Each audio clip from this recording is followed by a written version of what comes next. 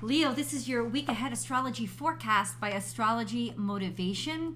In this video, we review the major planetary aspects and transits and how they impact your natal sun and what that means for your bottom line every single week. This is the week of June 30th through June 6th. I've got my notes right here all ready for you. We're going to start off really broad with the big stuff that's going to impact everybody, and then I will whittle that down and focus on the information that Leos should be really aware of, and then I will break everything down into the decans. And the decans are the groups of 10 degrees that astrologers create in order to see how specifically each natal sun is being impacted, because they're not all being impacted the same way.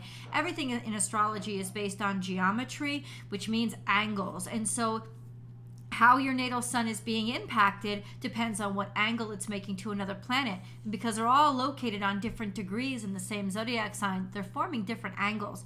So to get a really clear and accurate read, the decans are very useful tools. So let's jump right in. Oh, by the way, all you need to understand and enjoy this video is your birth date. That's all, because I will be translating the decans into the correlating birth dates, so you will know and you won't need anything else.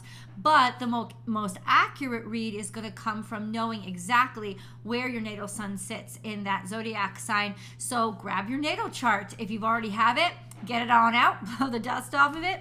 If you don't have it yet, eventually you can get it. It's free and it's easy. You just search free natal chart or free birth chart, and there are tons of websites that do it. You need your birth date, your birth time, and your birth location, and in seconds they'll spit out a full comprehensive natal chart for you. It's really exciting and cool. All right, let's get into it. The big stuff. So we start off, because this range is this week is from June 3rd to July 6th. Happy birthday, Michelle Santigate. That's my birthday. What? Plus, we're going to be experiencing and celebrating, if you're listening in the States, the 4th of July. So let me say preemptively, happy Independence Day, everybody. The big stuff starts off with Neptune. On the 1st of July, Neptune goes into retrograde.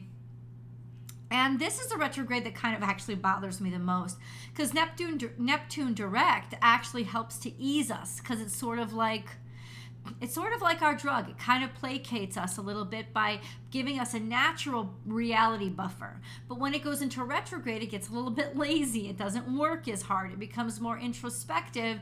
And because of that, we don't have the buffer. And so we tend to seek, become more desperate and more susceptible to whoever wants to lead us or guide us, which we saw really major conflicts a couple of years ago with that. But this year, I don't see any horrible aspects to Neptune. In fact, I see a beautiful aspect between Neptune and Pluto, which is a sextile, which is very spiritual and very psychic and very powerful in its understanding of your deep-rooted psychic and intuitive abilities. So that could be amped up right now as well as seeing through the veil. And if you're already experiencing psychic interactions, they will be amped up right now, and maybe even some mediumship with guest appearances by past loved ones or ancestors, especially if they're coming through your dreams. That won't happen with everybody, of course, but it may happen to more often than it has. On the 3rd of July, we have the full moon in Capricorn, which means the sun is in Cancer.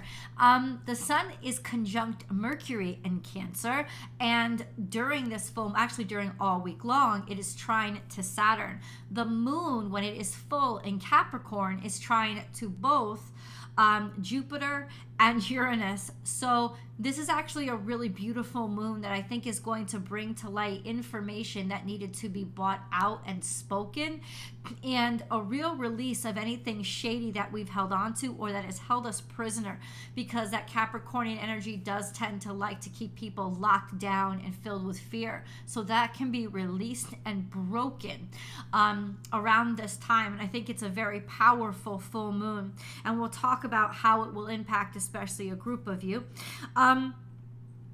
all week long, another powerful energy is the Venus conjunction to Mars. That started last week, and it's getting even more intense because it's closer in degrees now. I think it's between 4 and 2 degrees this week by the end of the week. So it's really getting closer and tighter. Venus conjunct Mars in Leo is all about romance, sexuality, and really breaking out of your shell, since it is trine to Chiron and square to Uranus, which means not only breaking out of your shell, breaking out of behaviors that have harmed you and hurt you and traumatized you in the past. We're just with that square to Uranus, we are just dead set on changing, on making things different.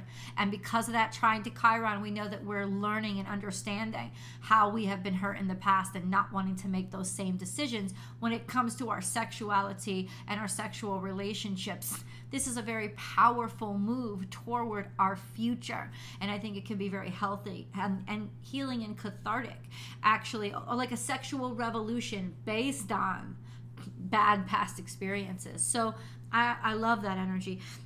We also have all week long Jupiter really heavily active, sextile to the Sun and to Saturn at the same time, while Saturn is trine to the Sun.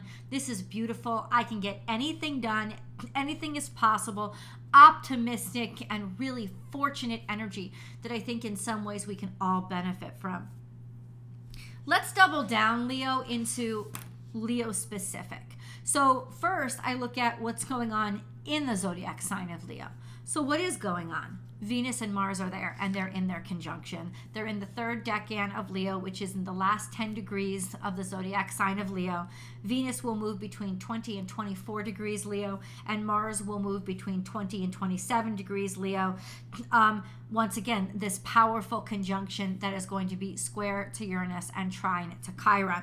That's what's happening in Leo. Now, currently, the Sun is your ruling dignitary. So it's easiest for you guys to always know where the Sun is, because whatever season it is, you know exactly where the Sun is. You know exactly what zodiac sign it is. That's how we determine our seasons, as where is the Sun. Well, the Sun is in Cancer now, so you know it's in the zodiac sign of Cancer. This week it's going to move between 18 and 14 degrees Cancer. My natal Sun is at 14 degrees Cancer. So boom, last day, July 6th, is going to hit right on it. In the Sun this week, the Sun is always important, but it's very active. Got a lot of aspects to it. So we've got that conjunction to Mercury, which is all about brightness, intellect, and knowing just what to say and knowing how to say it and wanting to say it. Also trine to Saturn, which means having personal authority and discipline, taking your life seriously and being taken seriously by people. A sextile to Jupiter, which is optimism and fortitude and opportunity opening up even if you didn't ask for it. A semi-square to Mars, which could just give you an extra push of energy, like determination to get things done, frustration if things can't get done, and also a semi-square to Uranus, also frustrated with things that haven't changed, with doing things the same way. Don't want to do that anymore. And remember, there is that square between Mars and Uranus, which is causing us to really be reactive when it's like, I don't want to be held back or do things the same as I always used to. So this is a very kind of ingenuitive, breakthrough, rebellious time, just naturally, but especially for you guys, changing things up. Let's see. At the end of the week, by the end of the week, the Sun will be in a square to Chiron. And when the Sun, by the end of the week, squares Chiron, what that'll feel like is it could feel like low self-esteem. It could initially hit you as you don't feel as good about yourself. You know, you're questioning your own self-value and your worth. And that is because of experiences you've had in the past. This is going to go on for about a week, just so you can recap what you've been through and what is making you question your value, in order to find your value on a more deeper spiritual level, and also find your compassion for others on a more deeper spiritual level. These kind of squares to Chiron really do inevitably breed compassion, which is very, very wonderful. So let's go into the decans, shall we? If you know that your natal sun is between 0 and 9 degrees Leo, it is sitting in the first decan of Leo, and you are Leo 1s. This correlates to July Leos. Any of you that are on the Cancer Leo cusp, all the way through, say, the 31st of July, maybe depending on the year, the 1st of August, you are Leo 1s. Your natal sun is square to the North Node, especially if you are around the 22nd, 23rd. If you're on the cusps, you are right there. You are square to the North Node, square to the South Node. So this is a very transitional time where you find yourself really growing up and really developing and changing gears in your life.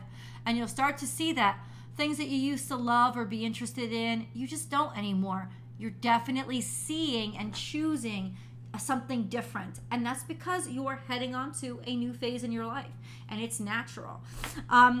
We also have a quincunx to Saturn, which is a long-term aspect as well. That means you're just going to be frustrated. There's going to be some sort of frustrated when it comes to laws, rules, regulations, or your work or your job. It doesn't have to be bad, but there's a sense of something's nagging you and not letting you rest with it, you wanting to do something or feeling like you want to do more.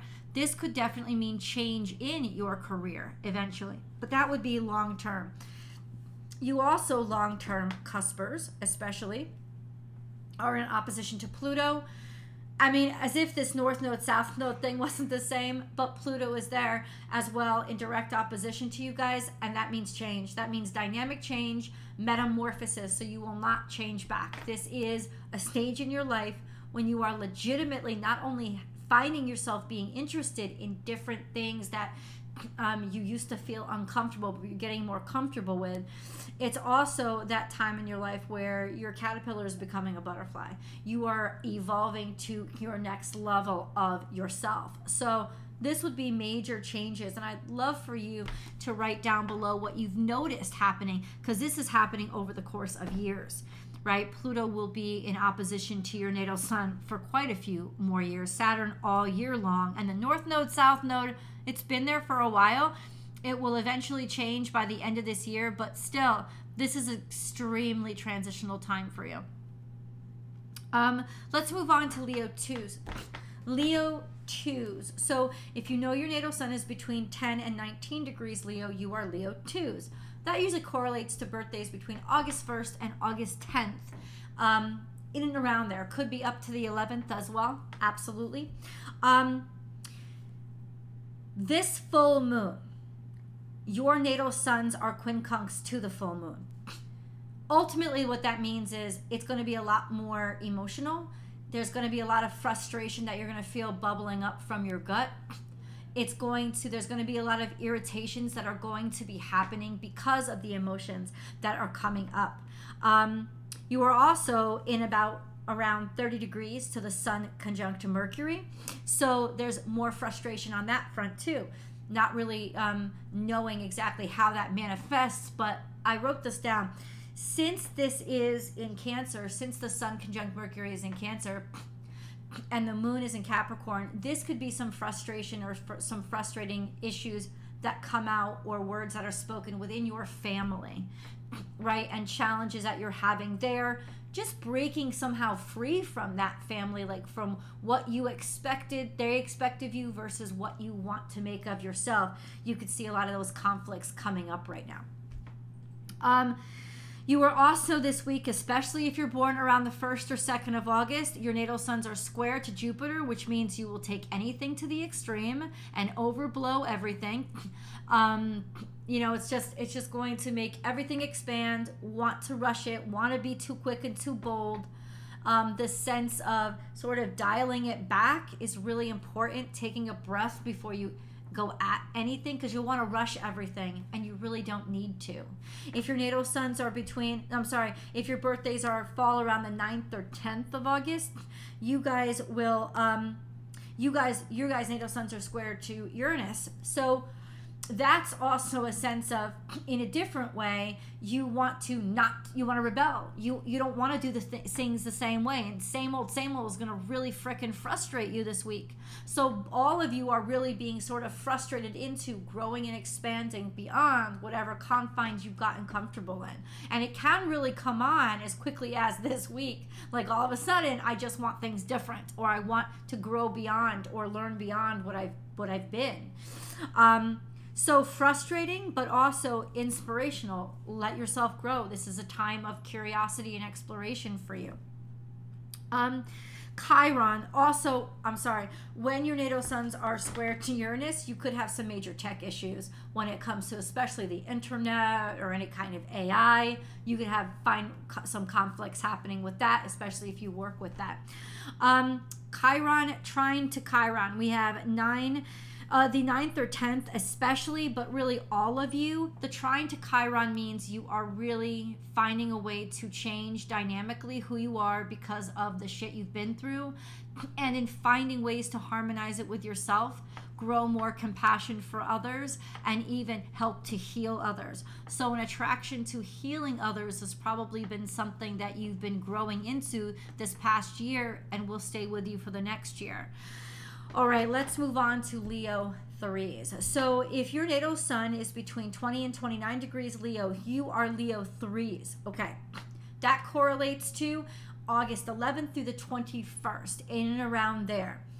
Okay, your natal suns are the ones that are conjunct this Venus, Mars, and you guys are really getting hit biggest by the energy this week. A lot of the other Leos are long-term energies, except for the full moon with the second, with Leo 2s. But you guys, a lot of energy from this week. Your natal suns are conjunct Mars, and the Mars and Venus conjunction. So horny as fuck, very sexual, very like charged energy. I want to go after it. I want to get it. I feel valued. I look good. Sexy, sexy, sexy, and perhaps really, really romantic. You're going to definitely get attention this week. If that's where you're at, you're going to need attention, even if that's not where you're at. FYI, this is a big and sexual energy. Your natal suns are trine to Chiron. The trine to Chiron is actually beautiful, just like I described. The trine to Chiron is mostly because Chiron is at 19 degrees Aries, mostly for those of you born around the 11th or 12th. So it really would be impacting Leos between, say, the birthdays between the 9th and 12th. It's really you guys that are feeling that trine to Chiron, finding a way to heal your past traumas through helping and healing and being more compassionate with others. You have a long-term square to Uranus, just like the people in the 9th, 10th of the second decan, which is rebelling. I don't want to do things the same way, challenging your norms and challenging the norms around you. That's for the past couple of years. But this week, your natal suns are conjunct to Venus they're conjunct to Venus conjunct Mars. Excuse me. They're also quincunx to Pluto, which is long-term, quincunx to Neptune, which is long-term. So there's some frustration, energy, maybe doubting yourself or trying to find your faith or questioning the faith that you were born into. This could also be just a sense of getting frustrating dreams and finding your psychic ability starting to be energized and not knowing what to do with it. So spiritual guidance is definitely recommended, but a good one, like a good spiritual guide. Even just reading philosophy books and ancient philosophical understandings, because they were much more psychically inclined. They didn't question their intuition as much. You know what I'm saying? So a lot of ancient astrology really gets into that. That's my recommendation. But this is sort of some just frustrating crap always getting in the way, especially stuff that people try to hide, or stuff that you never knew existed constantly coming up for the next couple of years. That could be frustrating as all heck. But this week, your natal suns are semi-square to the current sun, which is also got that Mercury energy with it. So there's some frustrating information coming out, and this could be some frustrating information or conversations that you're having within your family. just an FYI. I love you guys so much, and I hope you enjoyed this video. Please remember to like it and subscribe to this channel so we can grow here. And then come on over to Born Without Boundaries Tarot for your week ahead tarot card reading. I love you, and I'll see you in the videos. Bye, Leo.